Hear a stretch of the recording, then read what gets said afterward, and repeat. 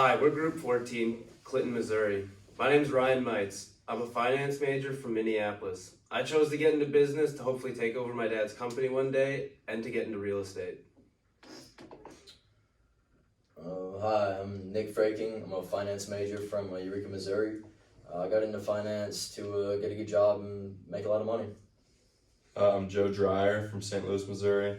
I'm a senior here and I study management psychology. I'm looking to get into business consulting and investment. Hi, my name is Drake Bratcher. I'm a business management major from St. Louis, and I'd like to get into supply chain management. My name is Eric Hoganson. I'm from Columbia, Missouri. I'm a business management major, and I'm also looking to get into supply chain management. Hi, I'm Connor Dolan. I'm a junior here, finance and banking major. I'm not really sure what I want to do after school, but know that finance and banking is really an interest of mine, so probably get into that. For our project, we chose Clinton Main Street, the revitalization of Clinton's businesses. As the generations in the city of Clinton become older, there is a need for transition into the future while staying true to the city's roots.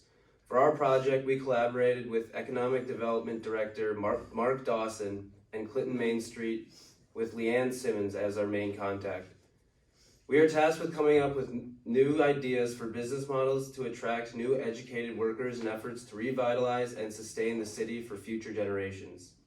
The main reason as to why we, as University of Missouri students, were brought to Clinton was to have an unbiased, outside, educated viewpoint. In order to help us learn about the city and gain an insight into the small businesses, we participated in a business retention and expansion program with Clinton Main Street Economic Vitality Committee. Each student was paired with a volunteer and conducted a total of 17 interviews. During the interviews, one person acted as the main interviewee and the other was the main scribe. After conducting interviews and gathering data, we used a B&RE software tool called Synchronous to gather and automate the information. This information was always kept confidential and nothing was shared with outside parties. After uploading the data, we generated bar graphs and numeric data points to analyze and compare.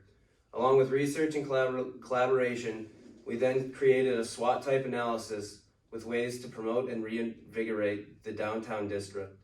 Here's an overview of our interviews. For my first interview, I started with Bread of Life Bookstore and Glasscock Jewelry Corner.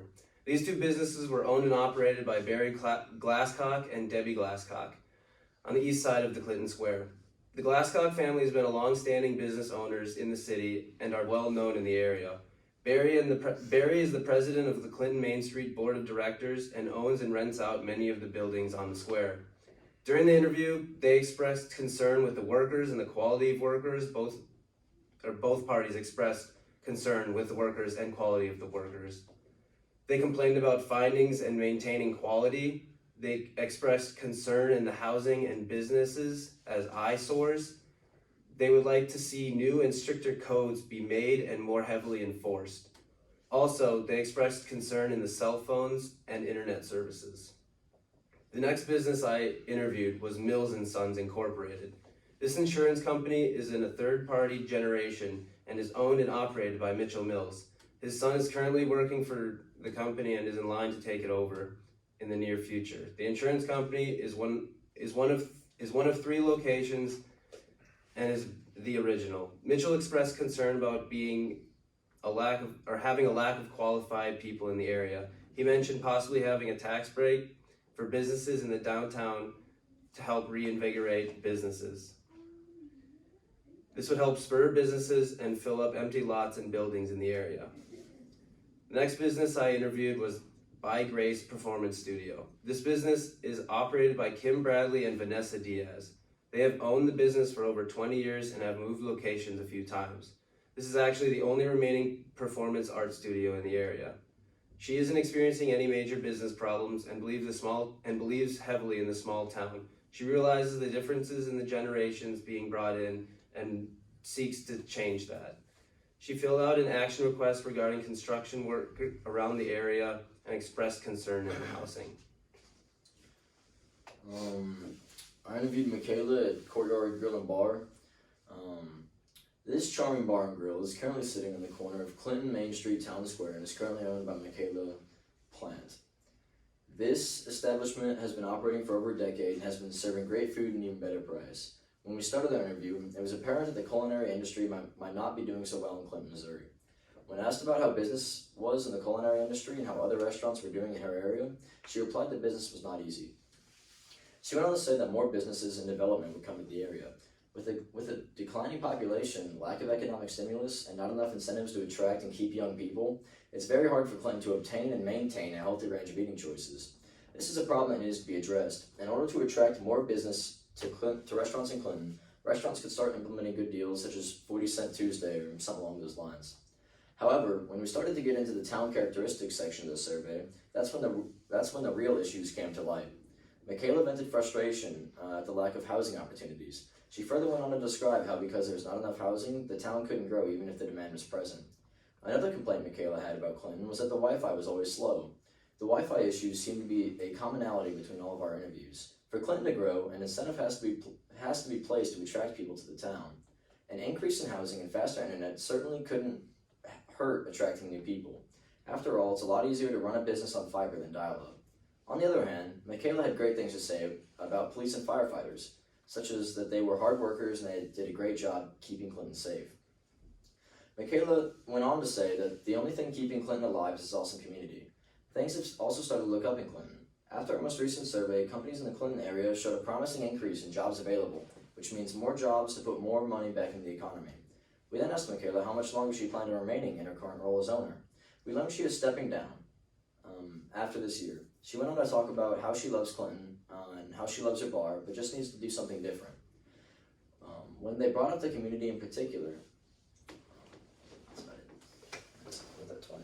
I visited two places at my time in Clinton, two very different places, I will say. First one was Edward Jones. That was run by a man named J.D. Manning. He was a very nice, normal guy. He had lived there his entire life, and he, voiced his pleasure with all the people from Clinton. Like pretty much everyone said, that was one of their main things that people said about the strength of the town. However, he did place a concern in the rising age of the community. As a finance guy, he has to look over their money, and the way he makes money is looking after these people's money. And as the age population grows, he focuses more on retirement, and he's finding trouble or having trouble finding new clients to come in, people in like the 20 to 30 age range. He cites a reason for this as there's not a lot of jobs in Clinton that young people want. The recreation there is slim to none. They have a few bars and obviously not many sports or theater. Another thing he had, like Nick said, not so much the Wi-Fi, but his phone service. As a finance guy, he has to drive around a lot, go to different clients' places, and he referenced that he has a lot of dropped calls, and obviously the clients aren't very happy about that. The second place I visited was Deer Creek Pawn and Gun. This was run by a woman named Wanda Brown. Now obviously the two vibes of these places were a bit different. She didn't seem to care nearly as much about the rising age range and the phone service like he did. Her main concerns were with signage out in front of her shop, and really it showed me that even though these people both want good for the town, it's hard to get that done because it's two very different opinions. And when she used to be a state representative actually, so she was quite opinionated, and it's kind of hard to get anything done if two very opinionated people have two very different views. So when I went to Clinton, I was able to interview 3 different businesses. The first of those 3 businesses was Cirque Physical Therapy. This was a physical therapy company owned by Kevin McWilliams and his wife. Said Cirque, Kevin and himself are the only 2 full-time employees, and they're both have the certification of physical therapy, which puts them among some of the most trained professionals in the nation. Our interview process began by filling out the additional information missing, and then proceeded to the economic development questions.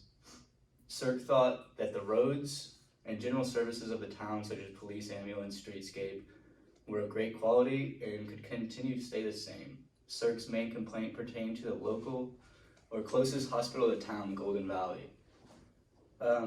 Currently in Clinton, there is a growing concern about Golden Valley Hospital becoming a monopoly. Without too much description into the background of the organization's relationships, CERC had stopped receiving referrals from Golden Valley, which is the largest and only hospital in the area. With the new purchase of St. Luke's by Golden Valley, this leaves like a really small market of people CERC can really sell its services to. There's another major complaint from CERC coming up about the Medicare changes, which entail that insurance is no longer going to view physical therapy in the same light as it used to, covering less and less over time. This has happened this is happening throughout the whole US, so there's not really much that we view as we can change anything about that. But in regards to Golden Valley, it may or may not be like an overall negative company or a positive company, but in our side of the town, we never were able to observe or found any form of local healthcare facilities. So we believe with like the correct advertisement and marketing to large healthcare companies, we think there could be room for economic growth and expansion through putting a new, smaller healthcare facility closer to town. The second interview I was able to go on was at Benjamin Franklin's Bistro. This was owned by Kevin McWilliams' wife, along with Kevin McWilliams. This is her store. He runs the physical therapy aspect of CERC. So at Ben Franklin's, it's just a little eat, drink, coffee shop bistro. It's also only run by 2 full-time employees, which is Kevin McWilliams' wife and her 1 full-time employee who says that she's there literally every day, like all the time, and runs it even when his wife is out of town. It was one of the very few places in town to eat, which branches into the main concern of our interview from this. McWilliams' wife believed that there was not nearly enough variety of food places in town of Clinton to eat. She stated multiple different times when her and Kevin would travel 10 to 20 miles outside of town just for a decent bite to eat. I understand that like sometimes being in the food industry might turn you off from certain aspects, but if on regular occasions you're driving 20 miles away from your city to take a bite to eat, I think there could be room, just like the healthcare situation, for economic growth to advertise to maybe some franchisee companies or anything like that and expand in Clinton. The final interview I was able to go on was World Finance. This was a financial institution located in downtown Clinton. The owner of World Finance was not available for an interview as they're owned by a corporation, World Finance itself, but the current branch manager was. Her name was Candace Elliott. Per usual, we filled out background information and proceeded with economic development questions after. Currently, one thing that Candace thought that Clinton was doing very well is that a lot of people are investing right now. And this is wonderful for World Finance, as currently they're the largest loan company in town with only 2 full-time employees again. Another thing she voiced her gratitude for was the K through 12 schooling. She said she had kids in every level, or kids in all 3 intermediate levels of schooling, and she said that each of them felt safe at school and received great educations. She was persistent on how great Clinton was, but with that comes a couple of negatives. First was her ability to obtain new employees. She thought that the training and technical skills was not where it needed to be, and at World Finance, the position she's looking for is accounts specialist, and she's having a struggle to fill that. As Clinton Main Street works to bettering the economic position of the community, there are plans set in place to get in contact with the local community college as well as graduating high school seniors. Once we get in contact with them, they're going to try to set up a business career fair for them to advertise some jobs in the community and to try to retain some workforce as well as bring in some new talented people. Even though there may not be a massive amount of jobs available, there is a massive amount of variety in those jobs. So it can go from business to physical therapy to restaurant work to any industry you want to be in, really. The opportunity for companies to hire one or even two experienced employees or talented workers will make a massive difference to the economic position of Clinton as a whole. Alright, so during my time in Clinton, I was able to interview a couple businesses. The first business I went to was Salon Jewel Russ. I went with one of the Clinton volunteers, and we talked to one of the longtime employees there, Sydney Neff. We started out talking about with her company's greatest achievement, which Sydney said was opening up the business in the first place and getting more clientele, followed by their soon-to-be expansion and relocation of the shop, which will hopefully bring in more people for hair services so they can be met. Another product or service that we asked about was that their sales outside the local area. They said their sales had increased from 5 to 20% in the last year, which I thought was interesting. From the marketing and management side of their business ventures, their marketing is pretty stable. It has been slightly increasing, which is important in a time where advertising can make or break a business. As far as management, they're currently going from a single manager, which is going to be Sydney, which we talked to, instead of multiple, which they had. An issue that was brought up during the questioning was the availability of the workforce, which seems to be a trend with all the businesses we've talked to. Their employment needs were stable, but with a lower availability of workforce, they say it's still hard finding jobs or people to fill jobs that they don't want, like a cleaning job. When asking about their technology, they said their needs were met for what kind of business they had, but with little technology in this day and age, it might be increasingly difficult to advertise effectively if they want to expand the market. In this community, Sydney expressed her dissatisfaction with some barriers to growth, which she said there are too many closed-minded people, which has to change for a community to value ideas and grow together. She says as far as utility services go, she had no complaints. As far as water, waste removal, natural gas, etc., she rated them very high. She never had any negative influence with her business from that side of things. The last part was interview about community service. From her point of view, there were many services that were pretty up to par, like fire protection, police protection, ambulance service, highways. She didn't really have any discrepancies there. But she did have discrepancies with some of the other services, like road quality, the reduction of housing, and the chamber. So after we concluded the interview, we talked in a post-interview, and we believe that this business could have a changing role in the community because of their new relocation and their new owner and manager, which will be Sydney. And this could bode well by the fact that there's more involvement in the community because she's really thriving to get people more involved. The next interview that we did was the Clinton Flower Shop. So we talked to Scott Brooks, who was the owner, longtime owner of the flower shop. To start, we talked about some products and services and their greatest achievement. And Scott said he's proud that their business was able to adapt to changing times and trends because they make a lot of their money from funerals and weddings. And in this day and age, new generations are starting to have less and less traditional weddings and funerals.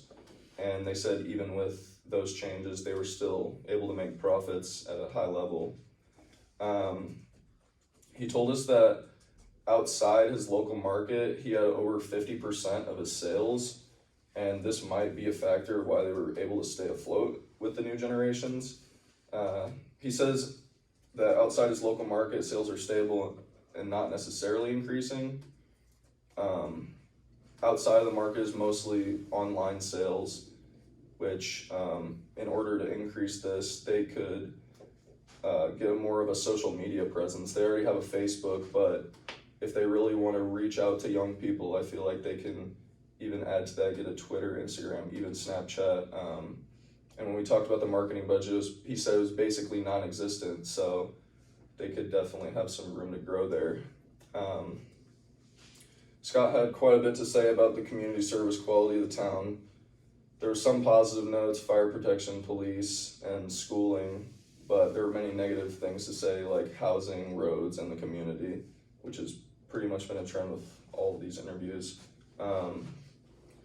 So he says that the only way they're going to change the current outlook of the town was the ways for people to really participate, going to town meetings and volunteering for a community promoting cause. And that they need to look more long-term in the future if they want to survive as a community. I felt like that the business's role in the community is not necessarily changing. Scott has been around for a long time and he's pretty much been there in the community and he's done his part, so I don't think there's any reason to think that he would be doing more. There are some setbacks to the community, like competitors, but the most influential one is the increasing difficulty to find people to sell their products or to attract employees for potential expansions. But overall, it was concluded that this business supports the community as a place to do business because they've been around for quite some time, but there are always improvements to be made, more profits and more potential growth for the community in general. So I actually shared some of my interviews with Nick. So I'm just going to talk about the first one we did, which was interviewing the local State Farm branch. The current, agent in charge of that branch is Jim Oder. And he was actually the one who started the local branch there in Clinton. He was very involved with the community as well, volunteering on Clinton Main Street, which is the group that we're actually helping out. He's turning over his business to Davin at the end of the year, who is new to the area. So Davin has kind of a fresh perspective. Like we do on Clinton, is very excited to join the State Farm team. Davin plans on expanding the business by hiring 2 more employees. One of the problems he saw with that was when he sent out like an application on the local websites and message boards, he found a lack of, qualified employees for the type of work he was wanting. So if he had, any suggestions for that, it was to have more places to be able to post job listings and to make sure that he can get the word out effectively to be able to hire the people he needs. He also is planning on renovating their current office, which has been standing there since the building they're in has been there since the 1800s. So along with renovating the outside, they're going to redo the whole inside as well, making it have a more modern feel and seem more inviting for potential customers. He knows there are expansion issues with the business itself, just because of the size of the city. He plans on trying to expand his business, but knows that as long as the city is staying the same population it is currently, there probably won't be much room for growth. As I mentioned earlier, Davin and his wife are new to Clinton, so they do have a pretty fresh perspective on the city and can kind of have a good idea of what current problems there are. When they went to buy a house, he said they were on the market for a while. They would be online on Zillow checking what houses were being listed, and every time they found one that they thought they were going to buy, it would be gone immediately, so they ended up just having to settle for something less than what they wanted. Along with that as well, when they wanted to work on their house, they found a lack of contract work, or at least cheap contract labor. They had to end up calling people from a couple hours away and pay a very high price to even get someone to look at their house, not even work on it. He was very pleased with the fire and police protection, especially since he plans on raising a family there. So he thinks that's a really good thing, and that could be a staple in the community that attracts more younger families. He also said that their office is going to continue to stay the same and serve the community as best they can. He's going to end up taking Jim's position on Clinton Main Street, or try to do that at least in the recent years. And he plans on growing his business through that and just staying involved in the community. Now we're going to head on into a SWOT analysis to start off with strengths. As you've probably heard multiple times by now, the people of the town and the police and fire departments are really what people like about the town. But I think the main strength comes in their town square and Main Street. There's a lot of small towns in Missouri and the United States in general, but not a lot of them are as cute and as individualized as this town, Clinton, Missouri. They have the largest town square in Missouri, and they have, in the center of it all is the Henry County Courthouse, which was built in 1893.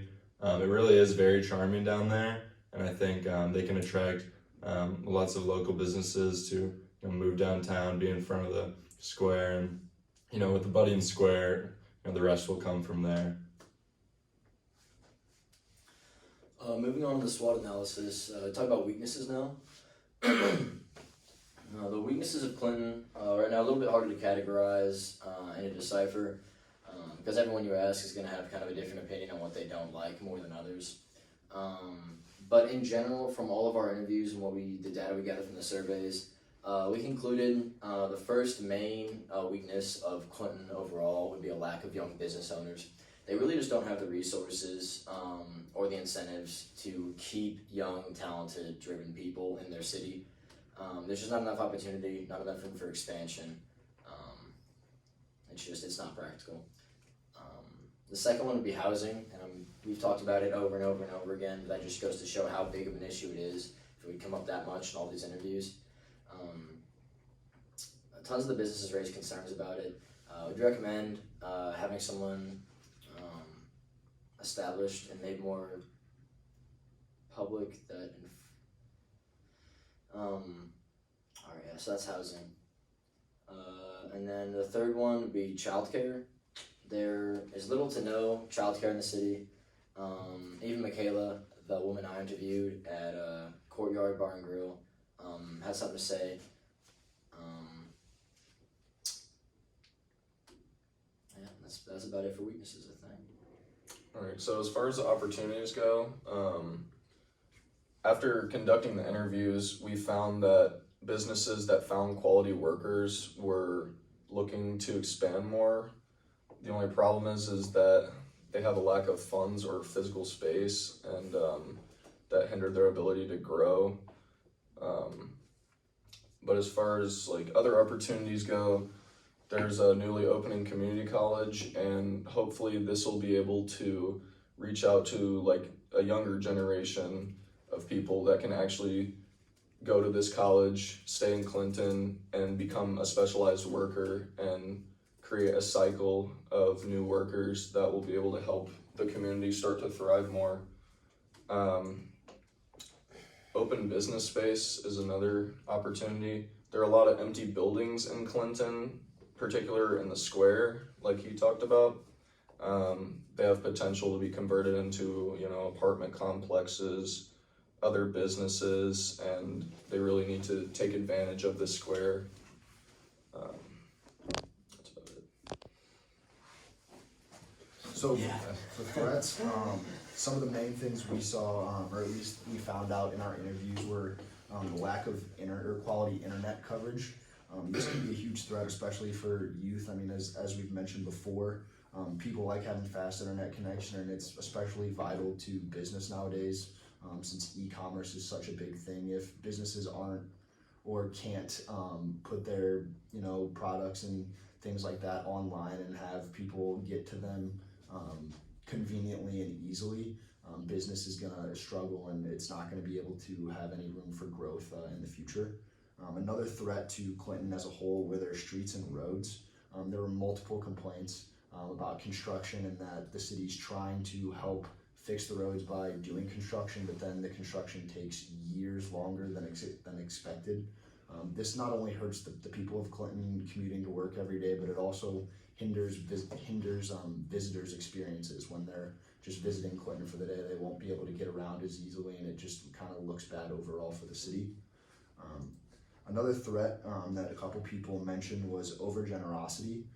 It sounds kind of weird, but people complain that some churches and maybe other giving organizations give a little bit too much to some homeless people or people who are dependent on drugs, and then they'll just stay around kind of sucking the resources out of these companies or these places that are supposed to be helping people truly in need.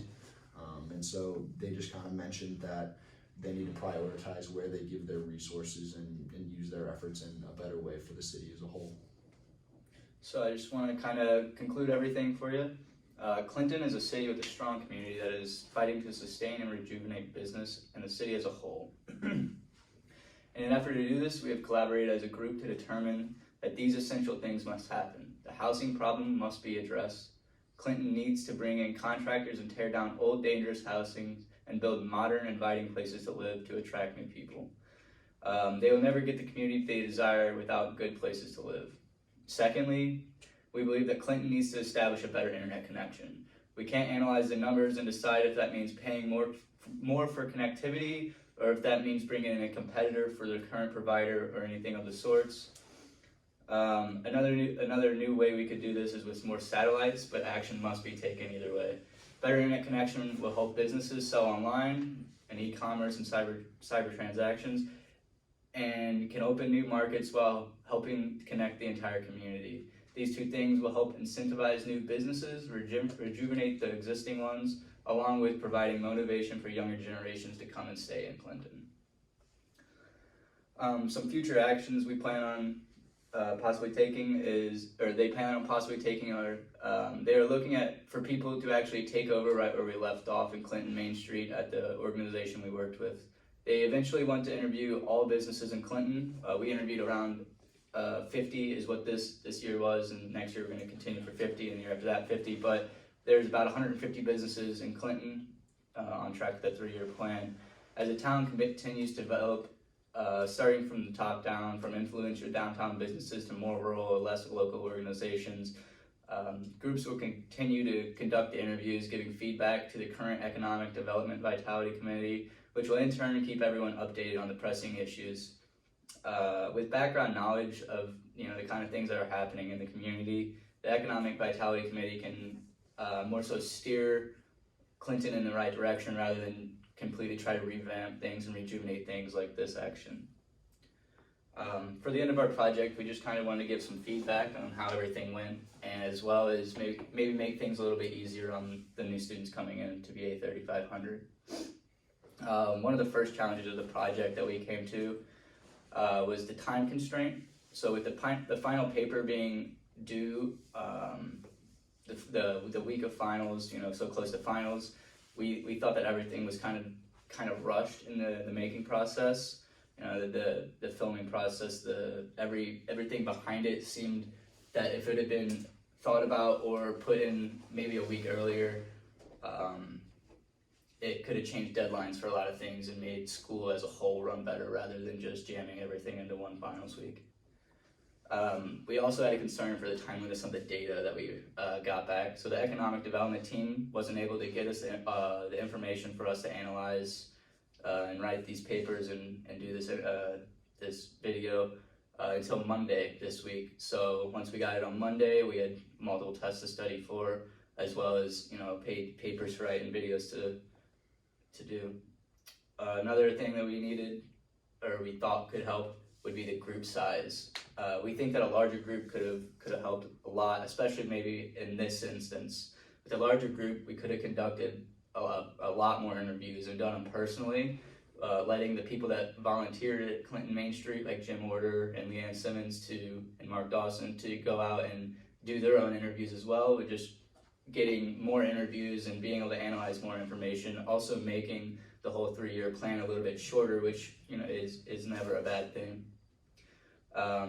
Another thing we thought was there's some form of unequal distribution of work, which you could probably tell from some of the interviews that we did, where Nick might have only been able to make it to 2 interviews and Ryan had to do 5. I think that there was room to better balance the work between everyone rather than giving someone the short end of the stick. Another concern we had was the distance. That was actually addressed. We heard in class today that it was going to be an hour away from Columbia now, but we made 2 different trips by car on a Friday throughout the semester. This trip was a minimum 4-hour round trip, all gas paid for by the drivers, making a rather expensive day, which is kind of unnecessary for a service learning activity that you're volunteering for.